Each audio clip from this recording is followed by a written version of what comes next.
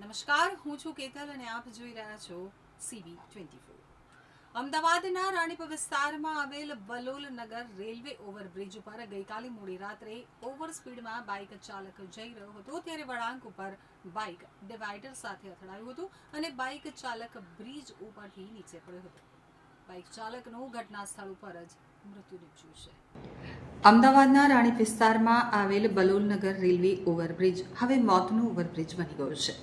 બલોલનગર railway overbridge ઉપર ગઈકાલે મોડી રાત્રે ઓવર સ્પીડમાં બાઇક ચાલક જઈ રહ્યો હતો ત્યારે વળાંક ઉપર બાઇક ડિવાઈડર સાથે અથડાયું હતું અને બાઇક ચાલક બ્રિજ ઉપરથી નીચે પડી ગયો હતો.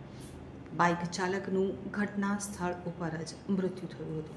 છેલ્લા 10 દિવસમાં બલોલનગર બ્રિજના વળાંક ઉપર અકસ્માત થઈને નીચે પડવાનો આ બીજો બનાવ છે. 7મી મેના રોજ બનેલા અકસ્માતના બનાવ બાદ પણ મ્યુનિસિપલ કોર્પોરેશન તંત્ર અને ટ્રાફિક પોલીસની આંખ ઉઘડી નહીં અને ફરી એકવાર આવો જ બનાવ બન્યો. રાણીપ વિસ્તારમાં આવેલા ગણેશ પ્લાઝામાં મહેશભાઈ પંચાલ તેમના પરિવાર સાથે રહે છે. મહેશભાઈની સાથે તેમના નાના ભાઈ અતુલભાઈ પણ રહે છે. તેઓ ગાંધીનગર ખાતે આવેલી કંપનીમાં સિનિયર મેનેજર તરીકે નોકરી કરતા હતા.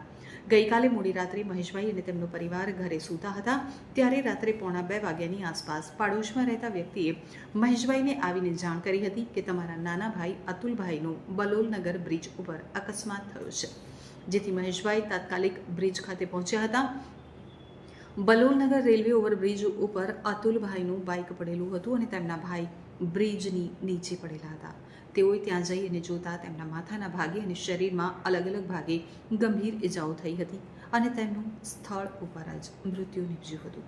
અતુલભાઈ રાત્રે 1:15 વાગ્યાની આસપાસ તેમનું બાઇક લઈ અને ન્યૂ રાણીપથી રાણીપ તરફ આવી રહ્યા હતા ત્યારે બલોલનગર બ્રિજ ઉપર બેલેન્સ ન રહેતા બાઇક ડિવાઈડર સાથે અથડાઈ અને તેઓ ઉછળી અને બ્રિજ ઉપરથી નીચે પડ્યા હતા. તો માથાના ભાગે ઈજાઓ થતાં તેમનું સ્થળ ઉપર જ મૃત્યુ થયું હતું. એલ ડિવિઝન ટ્રાફિક પોલીસને જાણ કરવામાં આવતા તાત્કાલિક પોલીસ પણ રાત્રે સ્થળ પર પહોંચી ગઈ હતી. બલોલનગર રેલવે ઓવરબ્રિજ ઉપર અકસ્માત મામલે મૃતક અતુલભાઈના ભાઈની ફરિયાદના આધારે બેદરકારી રીતે વાહન ચલાવી અને અકસ્માત સર્જી મોતને ભેટનાર અતુલભાઈ વિરુદ્ધ ગુનો નોંધવામાં આવ્યો છે.